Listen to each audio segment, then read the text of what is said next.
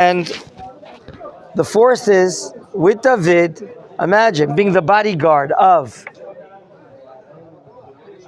the king of Gat. Where the police came from?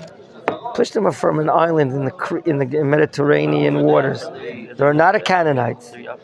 They're what? Yafet, or who are they from? Are they from? Like, what kind of Yeah. people? They tall people, strong people. Like, what kind of The Greeks. Right, from Yavan. That's correct. And now they're about to embark to go to the war, and not everyone knows that David is joining the forces of the Plishtim. And there we see, the Tanakh tells us here at the beginning of chapter 29 that the amount of officers, the amount of advisors going out to this war are in the hundreds and in the thousands in Pasuk Bet. You see that? V'sarnei Plishtim ovrim lemeot v'alafim v'David v'anashav ovrim b'achrona im Achish. So the numbers of the Plishtim officers are in the thousands. So that tells us that there's a gigantic mobilization of forces on the Plishtim side in the beginning of chapter 29. And now, as we read at the end of yesterday's shiur, who's there with the king? David? A Hebrew? We don't trust him. And by the grace of God, something other unusual happens. Not only is David noticed in the rear with the king, and we made the point that unlike the Israeli officers are the officers of the Gentiles of the world, they often stay in the rear and supervise over the fighting. The officers of the Israeli army are to lead the army.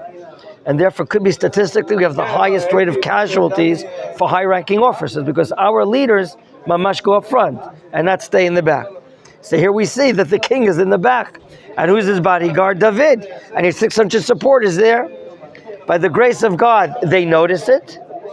And by the grace of Hashem, they tell the king what to do. Something weird happens here. They said, we're not interested in having him here. We don't trust in what?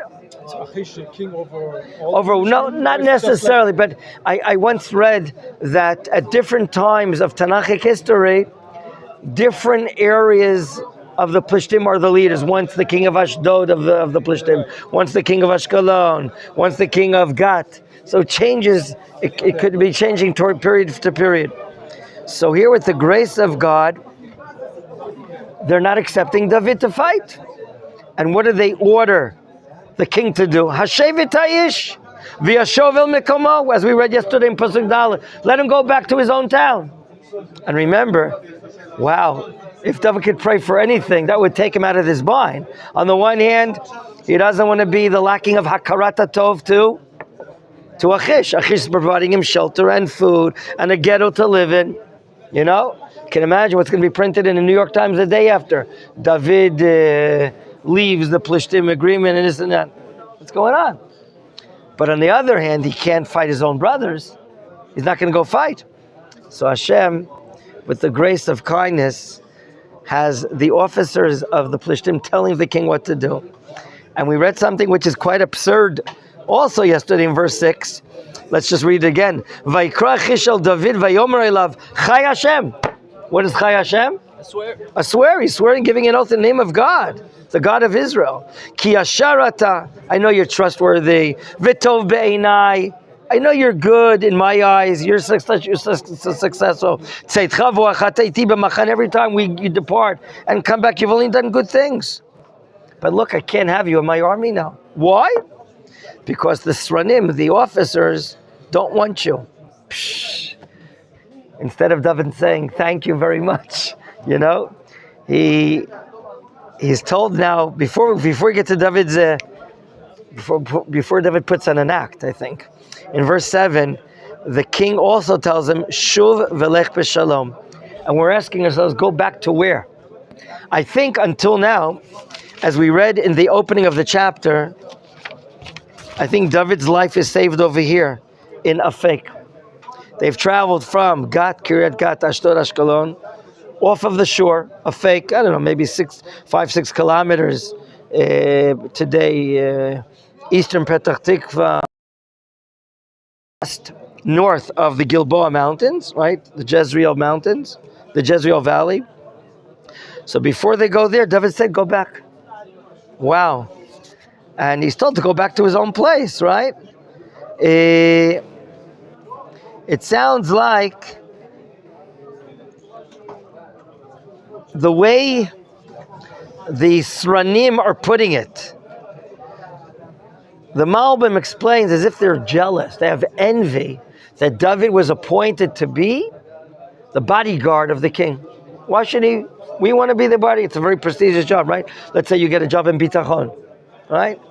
Now, they're all different types of jobs. You can be working for the Rakevet, the railroad. You can be working in front of the school. You can be a guard of a Chaver Knesset. Or you can even be a guard of what? Of a Sar. And if you get into be one of the bodyguards of the prime minister, okay? Machon Meir, one of our tour guides, a few years ago, I think on Yom Ha'atzmaut in the Israeli department, we used to have, there's a guy that did tshuva, and used to be the bodyguard of Ariel Sharon. Now Ariel Sharon was pretty big and wide. If you ever seen him, he's like extra large size pants and shorts. And so they had to do all types of tactics that if a terrorist would stand in front and try to assassinate the prime minister, they would learn how to stand in front of the prime minister to be shot first and like take up as much place as possible, because Ariel Sharon was fat and big. Okay, he was fat and big. And he used to tell us his jokes during the tour. He then became a Chazer B'Tshuva and he to Machon Meir. Okay? And now he's joined the Haredi world even, whatever. And so, but he loves Machon Meir. He'll never forget the time of his life when he did his tshuva, he came to here. In any event, so maybe they have envy, the Malbim says, that David got that job and he has to go back. Note it, what? Pretty cool job. It's quite a job. Pasuk Chet. Let's now get to David's reaction. We're now in chapter 29, Pasuk Chet. The reaction of David, that he cannot be the bodyguard of the king. Rather, instead, he's not even welcome to go to war against his own people. Vayomer David el Achish. This is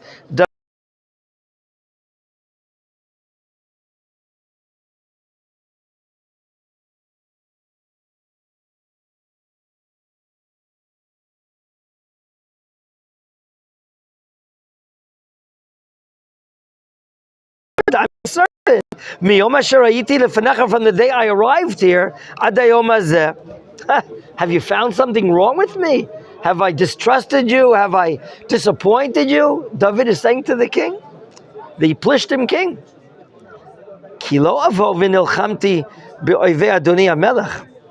Okay? What does he want to mean here in the last part of the pasuk? What does he mean? Kilo avo. That you're not allowing me to fight against the enemies of my master the king. The enemies are Israel. Now, what does David mean this? He's putting a show off here. It looks like he's putting on a show on. There's no doubt, the Malbim says this as well, that inside the heart of David, he's drinking a l'chaim. He's so happy. Ken, he's so happy. However, and of course, he's very happy that his 600 supporters are not going to fight as well. And he'll be very happy that they're going back with him. And therefore, David is using deception. No, it's not that David is untrustworthy, but right now he has to diplomatically act the proper way that he doesn't arouse the suspicion of the king. He can't say, I'm so happy, I'm not going to fight my own people. No, he can't say that. He has to be smart. You just can't be true. You have to be chacham. And here, David is choosing this chacham. Okay? So he's putting on a show. And do you notice what he's asking? Why shouldn't I be able to go out to war? Do you understand why he's saying that? It says, Kilo avov v'nilchamti, I'm not going to be able to go out to fight. Nicha, you fired me from being your bodyguard. So let me at least go fight without being your bodyguard. He's smart. He's showing the king that I very much want to go out to war against Israel. That's the chokhmah of David, the response of the king. Vayanachish, pasuk tet, verse 9. Vayanachish vayomer el David, yadati ki tov ata be'einai. I know that you're good. You're like kimalach Elokim. You're like an angel of God. You're so great. However, who's putting the pressure on me? Sarei Flishtim amru lo yale imanu b'milchama. Do you notice the exact answer? Not only can you not be the bodyguard, but you can't go to war. You can't go to war and fight. V'ata, and now Hashkem baboker. Apparently this meeting is happening in the nighttime because he's saying first thing in the morning. Hashkem baboker.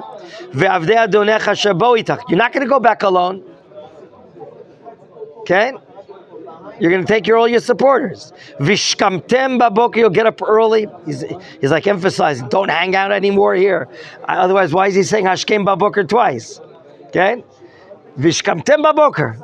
I don't want even anyone to see it. Get out of here. Ve'or lachem valecho. The term ve'or lachem, we saw this in the book of Bereshit, Sefer Bereshit. When it's going to be after dawn, towards sunrise, get out of here. You'll have light. You can start traveling. As we know, people didn't travel at nighttime, obviously. Okay? So, in other words, you got to get up early, and then once it's light out, get out of this area.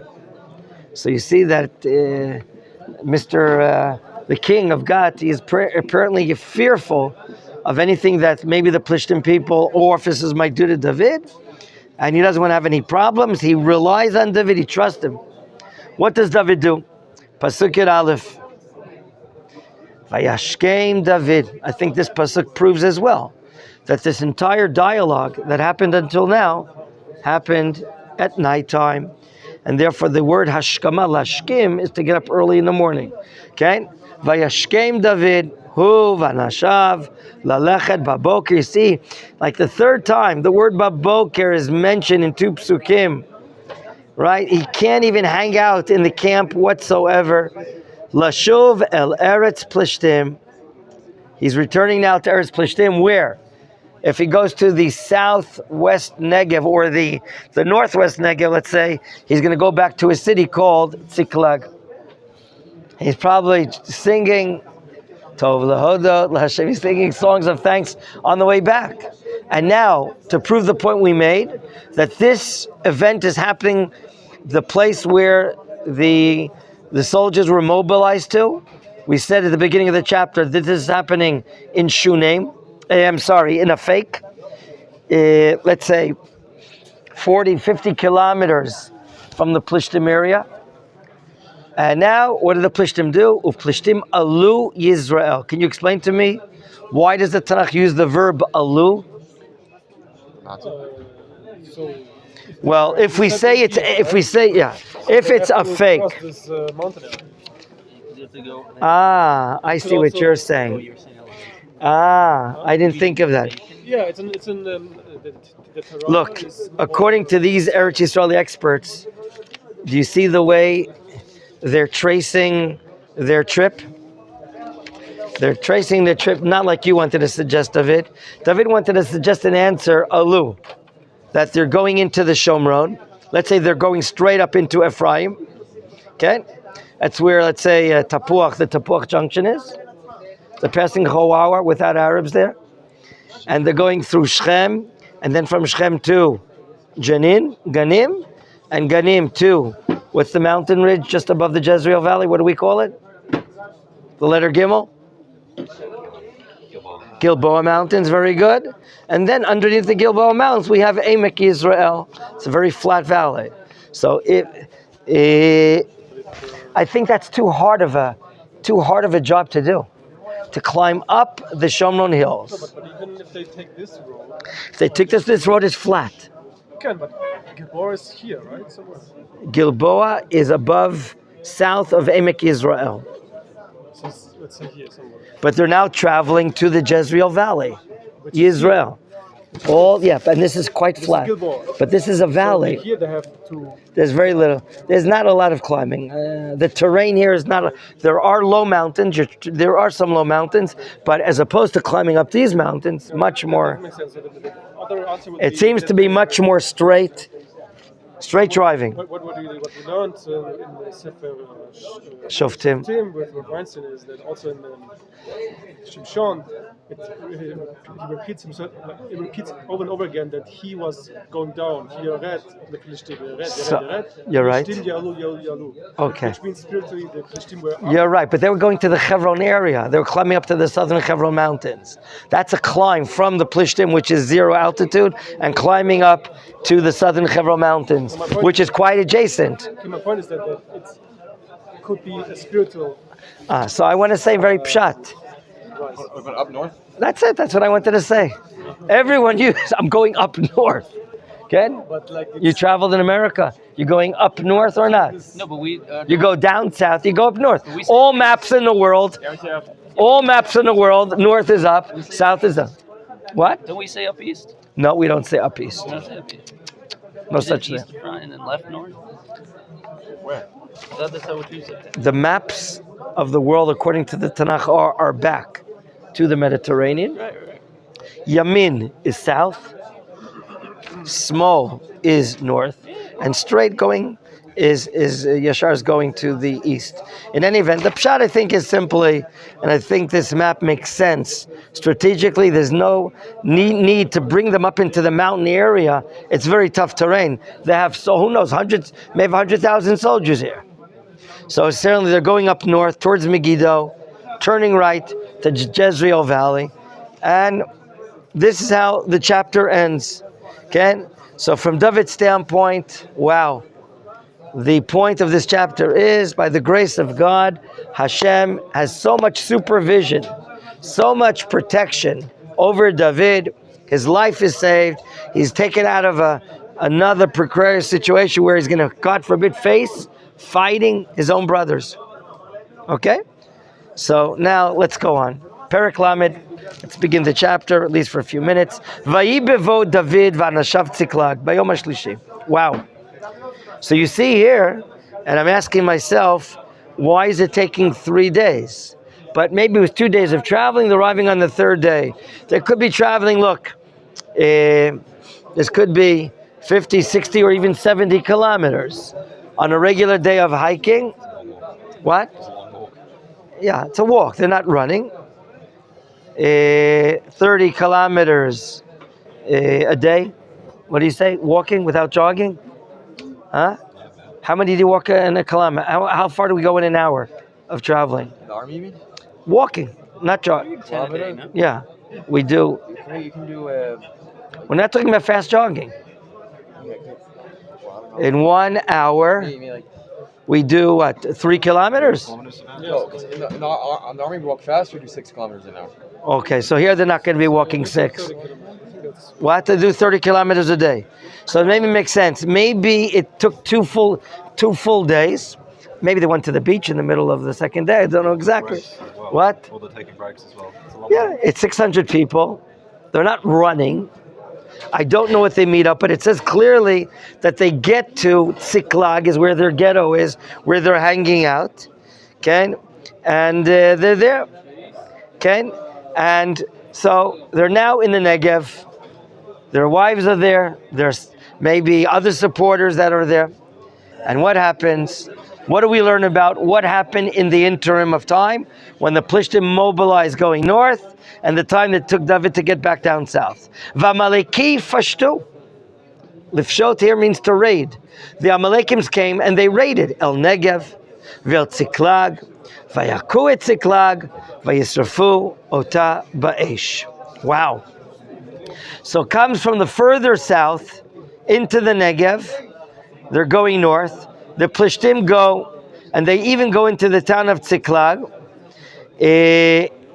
And they meet up with the families of David and everyone else. And what do? They capture the city, they burn the city, and they take, as we're going to read in a moment, POWs, prisoners of war. So it could be that right now David is meeting up with, oh my gosh, the most terrible thing in his life happens to him. He's coming to look for his wife and other supporters. Pasuk bet, vayishbu et anashim hasheba. The verb vayishbu, to take into shevi, to take into captivity. Okay? The Amalekims took the nashim, the wives that were in the city. Mikaton var gadol. If there are little kids there and older kids there. How? Aval, what do we hear? Lo hemitu ish. They took people alive, and by the hashgacha of God we see here, no one was killed. So it could mean that the Amalekims were interested in economic devastation. They wanted maybe to economically devastate David by burning the city. That's all the structures, whatever agriculture you have there, and so on and so forth. Yet right now, David's life is topsy-turvy. His wives are gone. Any little children there, they're gone. So, but there's an expression we use, ha-chesed b'toch hadin. I've heard of that expression. Sometimes we get really tough times from God. He gives us a few some curveballs and so on and so forth. And there are difficult times. We have to look to see something good, something sweet in it. Let's say I got a flat tire. Instead of happening in the roads in the middle of the Shomron, the flat tires where I'm parked in Yerushalayim. Or I have a flat tire right next to my house. And it's not happening on the road. So we said, God is sweetening the judgment. He's not making it too hard for us.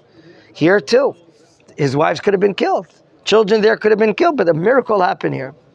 As we're told here, lo hemitu ish. We don't see an explanation why, but it's the act of God. Vayinagu. They directed the POWs. Vayalchu ledarkam, and they're on the way out. David does not see them. Pasuk Gimel. Okay?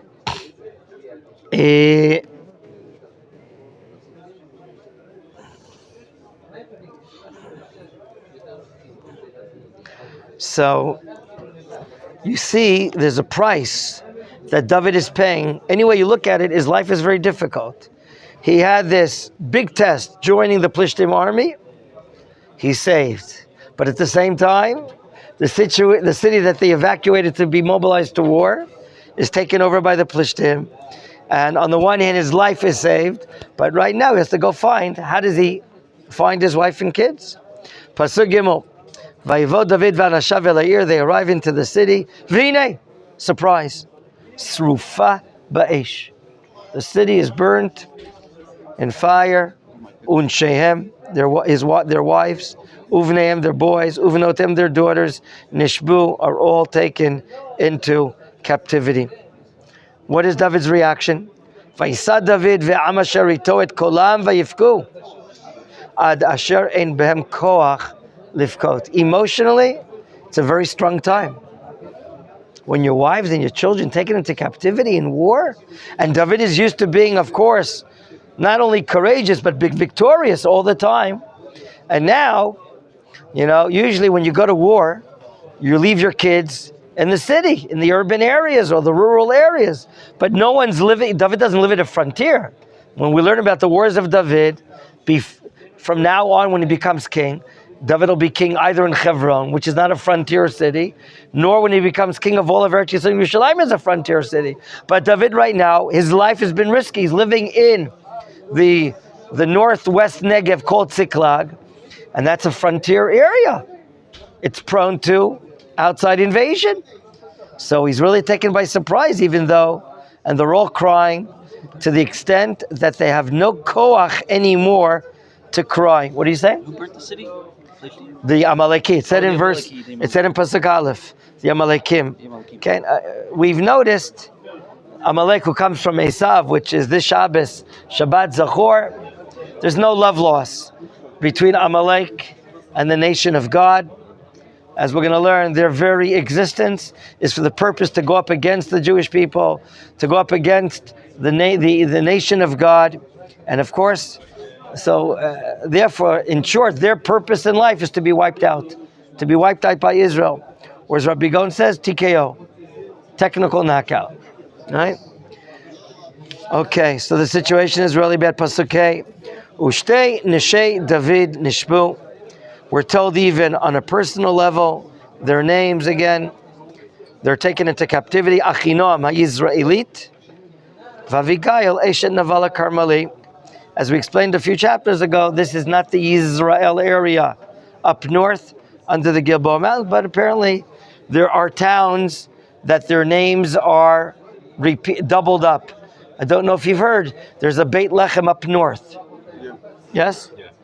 There's a Chatzor up north, right? Chatzor in the upper Galilee, right after, next to Rosh Pina, right? Next to Rosh Pina. And of course, Chatzor is right outside Rehovot, right? The big Air Force base is in Chatzor. Next to it. Right next to it. Anyone that lives in the area is always hearing the jets going. What? You hear the jet right now? What? Rav Newman was the head of the Koilel in Chatzor Glili. The Glili. He lives in Chatzor now. He has a kid that maybe lives in Chatzor. He also lives in Chatzor. 100%. Rav Newman lived in Chatzor. He was the head of a Koilel. He was sent by the... Sure to live there now? He lives in Romema. Really? What do you think? He comes in every morning? Not every day. He comes in. Oh, that's Chatzor. That's a long ride. Only if you have a helicopter service. Oh, he lives in Chatzor. Oh. No, Rav Newman studied in the special yeshiva in Vaseret Zion for teachers. And he became a Rabbi there. And one of the conditions of learning there, you get homes there for a few years to learn Shulchan Aruch and everything.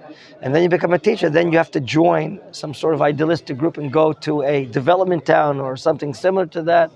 And that's what he did. He became the head of the Koilel in Chatzor. And then he became Haredi Hasidi more. And after being several years up there, he came back to Yerushalayim. Really? He lived there.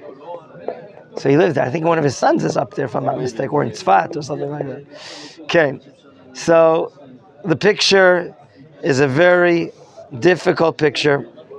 Okay, after we're told that they cried in the beginning. Now we're going to learn. That'll be tomorrow, sure, B'ezrat Hashem, how exactly David has full trust in HaKadosh Baruch Hu, and how his ruach of gvura, his spirit of courage, is aroused. That in spite of the fact, I mean, you might think a person that meets up with a situation, wow, his wives are taken to captivity. That just, you don't have any strength to do anything. What do you do? How do you do it? He doesn't panic. He cries. There's sorrow. The Tanakh, it's important that Tanakh also share with us. David is a human being. He has emotions. When he has terrible pain, the Tanakh shares with us his sorrow, his pain, the grief that he's going through, the crying. Yes, you're allowed to cry. You're allowed to cry. Yesterday we met up with the regrettable funeral of two idealistic young men growing up in the Shomron that are yeshiva boys and their significant army service, and the parents are, I know from where the families of the parents come from. We're talking about prime families that are educators, that are God-fearing persons, idealistic people, and it's healthy. They cried. They buried their two kids yesterday. They cried terribly. And they have to cry. Who cannot cry? With all your illustrious courage and security and faith you have in Hashem, a time of such, they cried. They're very noble. They spoke so nobly about the idealism of their children, their Torah devotion, their devotion to the IDF. There's no doubt about it. They're very noble people. They're not your regular, Yossi people. They're on such a high level of nobility, of idealism, of nationalism, and their words were well expressed across the country in all the press and so on and so forth. But they cried. Here too, David is crying, but we're going to see right away, God willing, and I'm sure tomorrow, how he